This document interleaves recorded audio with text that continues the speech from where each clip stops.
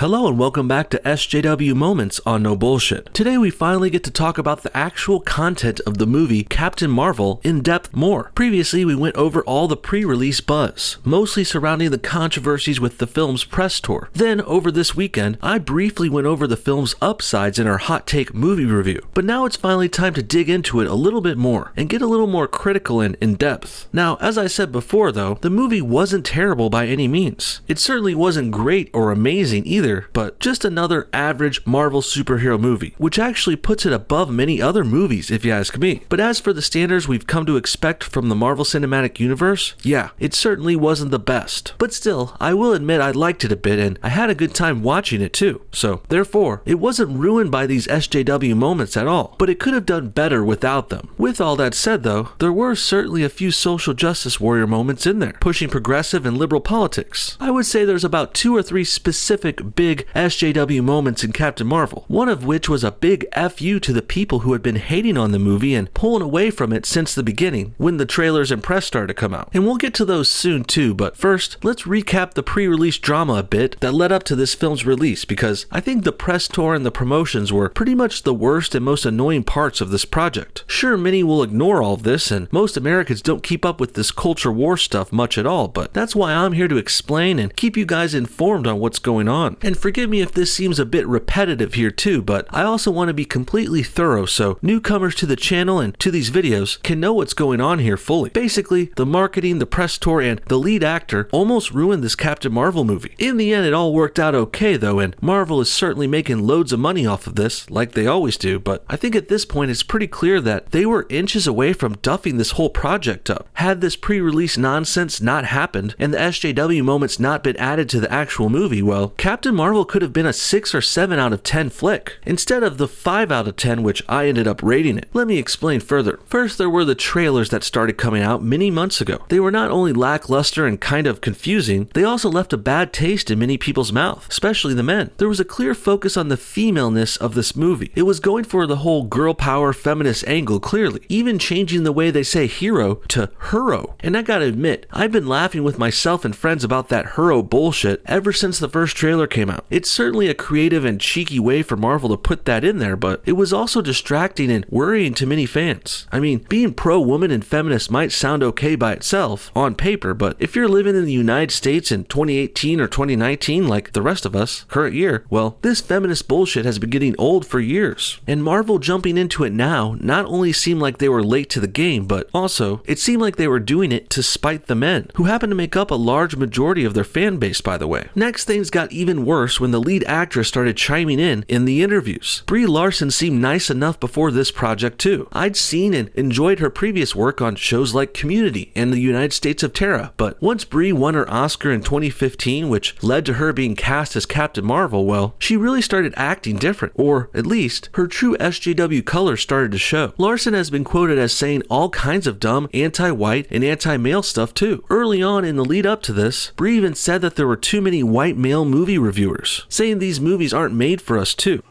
Am I saying that I hate white dudes? No, I'm not. But what I am saying is that if you make a movie that is a love letter to women of color, there is an insanely low chance a woman of color will have the chance to see your movie and review your movie. Wow. Then later she doubled down on that feminism, and she even started kicking whites and males off her press tour. Kind of racist. And yeah, it got really shady at the end there too, but thank God for Marvel, the movie's actual release finally helped things out. Yeah, with the movie finally coming out last week, most of the pre-release SJW controversies have started to wash over as people can now finally focus on the flick itself. And as I said before, it's not that bad. Many like it a lot even, so that obviously helps things out. This certainly isn't a Star Wars The Last Jedi situation, where the liberal politics and feminism made the movie almost unwatchable. No, Marvel played it safe enough that the SJW moments and influences that were there didn't overshadow the other parts of the movie that were actually good. Good parts like the 1990s setting and a decent soundtrack, and also a slew of returning characters from other Marvel movies. But there were still shitty SJW aspects to the movie too, so let's finally start talking about those more in depth. There are some mild spoilers ahead for the movie too, but I'll only explain enough of the plot here or there just so I can get my points across, so don't worry, I'm not going to ruin the whole movie. First, let's talk about the whole premise of the movie from the beginning, and the whole reason this movie was even made, because, let's be real, the whole project came to be because of SJWs and third wave feminism. Captain Marvel was never a very popular character, and it was never a movie people were clamoring for before it was announced. In fact, the Captain Marvel comic book series was struggling for years before this. It's been rebooted and revamped dozens of times, and it's failed time and time again too, because of the social justice warrior nonsense. So why did Marvel push for this movie so hard anyway? Well, basically, Marvel wanted to make their own Wonder Woman, like what DC had done a few years before, and had much success with. And also, Marvel wanted their hero to be inserted into the Marvel Cinematic Universe, in a way to make it seem like Captain Marvel was there the whole time. That brings us back to the premise of this movie. As I've said before, this one is set in the 90s, and that was done for a number of reasons. The most obvious reasons are fine, but if you think about it a little harder, it was a bit sneaky and underhanded, and they retconned a lot of the Marvel Universe with this. You see, Captain Marvel was teased at the end of the last Avengers movie last year in April 2018. Then this Captain Marvel movie is basically a prequel to show us how the Captain met and teamed up with the Agents of S.H.I.E.L.D. in the first place. So basically, instead of creating and starting a new character in the current timeline, this movie jumped back and brought Captain Marvel in way before, retconning and prequeling shit. And that's also very interesting to me too, since this is the first female-led Marvel Cinematic Universe movie, and it's building up a character who appears to be one of the strongest we've ever seen. And that's another thing that's suspect about Captain Marvel too. She's coming in so strong and overpowered. She's OP, and she's almost too perfect, especially considering the SJW and feminist angles of this. You think they would have a male character be this perfect and being all pro-male and stuff? What even is the opposite of feminism? Meninism? Would they have a pro-feminism hero? I don't think so. That's not even a word. And if you looked at all these points separately about Captain Marvel, it might not seem like much independently, but when you add everything together, then yeah, it looks like Marvel is making its feminist hero overpowered, unstoppable, and not having any foreseeable weaknesses. And they even planted her in a flashback movie that took place in the 90s, 10 years before the MCU started with Iron Man in 2008. Now, I don't know how SJW all that really is. It is at least somewhat with all the feminist girl power bullshit going on, but also, the main thing that's SJW here is, you know that Marvel is doing all this and propping up Captain Marvel so much because she's feminist and a female. So the influence is there for sure, even though they pull it off okay and it doesn't seem as blatant or heavy-handed. Next, let's talk about a few more things they did with the character because of this. Then we will finally wrap it up by talking about a few of the specific moments in the movie. So there were two big things I noticed about the character in the movie, about Captain Marvel, which were certainly influenced by its progressive and regressive agenda. First, there was a lack of a love interest for the Captain. Now this is something that really didn't bother me in the moment. I don't think the movie was lacking or missing anything without it, but I did notice this. And I found this choice particularly interesting considering how typical and derivative the rest of the movie is and how much it follows the similar Marvel formulas. This movie really did seem pretty generic and typical for Marvel and so many other things, but for some reason, they completely left out any sort of love interest at all. Not for Captain Marvel. No. While Iron Man had Pepper Potts and Captain America had Agent Carter, Thor even had Jane Foster, but Captain Marvel had nobody, which is strange since almost all Marvel movies have some sort of love interest, or at least someone the main character flirts with or hooks up with or something. But here, with Captain Marvel, there was absolutely nothing, and I think I know why. First of all, they certainly didn't want the first female superhero to be fawning all over some dude. Guys are evil and toxic according to this production, so having Captain Marvel kissing up on a guy in any way surely doesn't fit their narrative. And also, I suspect they may want to make her a lesbian or something later, but they also didn't have the balls to bring that up this early on in her career. I guess we'll just have to wait and see where that goes. Next, let's talk about another concept from the movie which I'm sure was influenced by the SJW stuff too. As I went over briefly in my hot take review, I really was never a big fan of Captain Marvel's costume. It really seemed too bulky to me, and I'm pretty sure it's because the directors were actively trying to make her less sexy and more butch even. And this goes back to the reason they didn't give her a lover too. It's because they wanted to take sex appeal out of this movie completely, because they didn't want their first female girl power hero to be based on something like that. So even though the actress Brie Larson isn't ugly or anything at all, they sure didn't flatter her much with her presentation in the Captain Marvel movie. Not only was the costume bulky and ill-fitting, but she also wore mostly boys' clothes besides it, wearing hats and big pants and even a number of military flight uniforms. She kind of looked like a janitor sometimes. Now compare this to DC's Wonder Woman and it's not even close. Wonder Woman was hot all the time, and the first time we see her is in Batman vs Superman and she's wearing a sexy dress and heels. Then later on in her own movie, we see Wonder Woman in skirts and then her signature outfit, which still looks much hotter than anything Carol Danvers from Captain Marvel wears. No, while Wonder Woman's costume is a little bulky too, similar to Captain Marvel, we still at least get to see some legs and a little sex appeal. But with Captain Marvel, this is almost non-existent. And while I think that's partly the actor's fault, obviously Gal Gadot is worlds hotter than Brie Larson, but also, this comes down to director and producer choices as well. I don't know what it is about SJWs, but they always want their women to act more like men, rejecting their sex appeal almost completely. And to put it simply here, I really don't like that. And finally, let's get to the more obvious SJW moments in the film. There weren't that many specifically, but this first one was pretty obvious, and also, it was a glaring FU to the male audience who had been hating on the movie leading up to its release. You see, at one point after landing on Earth, Captain Marvel starts to roam around looking for a way to reach her people. Then in one scene, she's looking at a newspaper trying to get information when a guy rides up on a motorcycle. He's obviously supposed to be the stereotypical macho man douchebag too. The biker even basically catcalls Captain Marvel, saying something like, "Hey sweetie, look over here," calling her hot stuff or something. I'm paraphrasing a bit, but you get the gist. And I really couldn't forget what that biker said next. After Captain Marvel doesn't really respond to his catcall, the biker then says something like, "What's wrong, sweetie? Why aren't you smiling? You should smile more." Or he might have said, "Would a smile really kill you?" Something like that. And well, this immediately reminded me of the negative reviews for the Captain Marvel trailer, when stuff about smiling came up originally related to this project. You see, this is exactly what a lot of critics of Captain Marvel said since the beginning, that she doesn't smile enough. And now they're bringing it up in the movie to spite them. And I really think there's more to this criticism than just the not smiling part. Captain Marvel just seemed bored, lifeless, and lacking in charisma in the trailer. This is something many people pointed out from the beginning, and they also said how a simple smile could help things out. But instead of acknowledging this legitimate criticism, Marvel chose to reduce it down to a douchebag biker who's catcalling Captain Marvel and asking the girl to smile more for him. It's a pretty unfair and misrepresented little jab here, but thankfully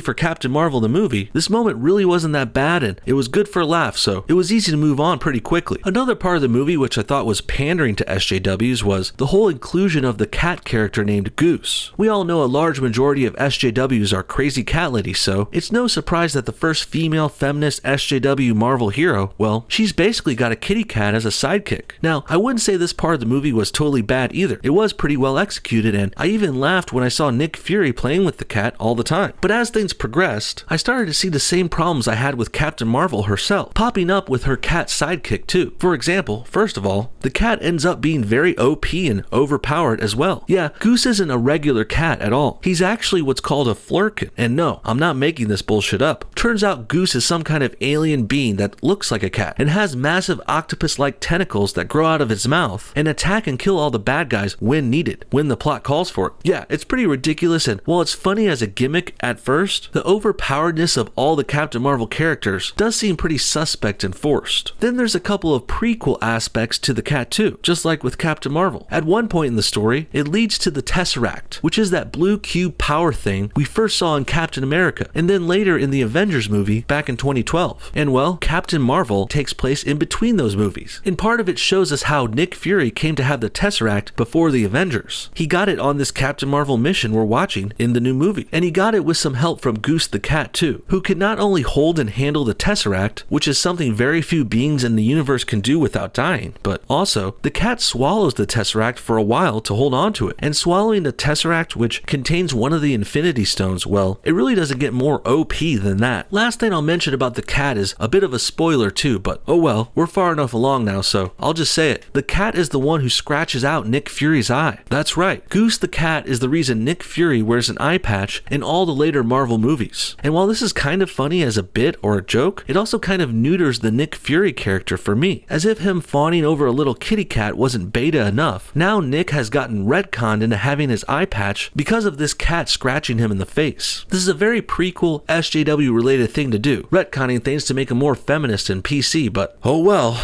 I guess this is what we have to deal with now. In the end, that's about the worst of the SJW moments for this movie. Captain Marvel may have had just a few brief and not so distracting things in there, like the cat-calling biker and the super-powered kitty cat, but overall, I think it was the bigger concepts we went over at first that really showed the politics behind this one. There were a few other things worth mentioning too, real quick, like the time Captain Marvel's friend said they weren't allowed to fly jets in the military because back then they were still not letting women do that, in the 80s or 90s or whatever. I don't know how much of that's true, but assuming it is, this really isn't much to write home about. Then there was, of course, the ending battle scene where the song I'm Just a Girl played, but really, that song's actually pretty good, and it it didn't seem too forced, all things considered. I actually think the lame standard run-of-the-mill action that was going on, along with a song, that was far more offensive than the music itself. What do you guys think? Did you see Captain Marvel? Were these SJW moments, premises, and themes noticeable to you? Was there anything else I forgot or left out? And do you think this movie was worse or better than what I thought? Comment your thoughts on everything below, and thanks for watching No Bullshit. Hit that like button if you enjoyed this video, and we'll see y'all next time.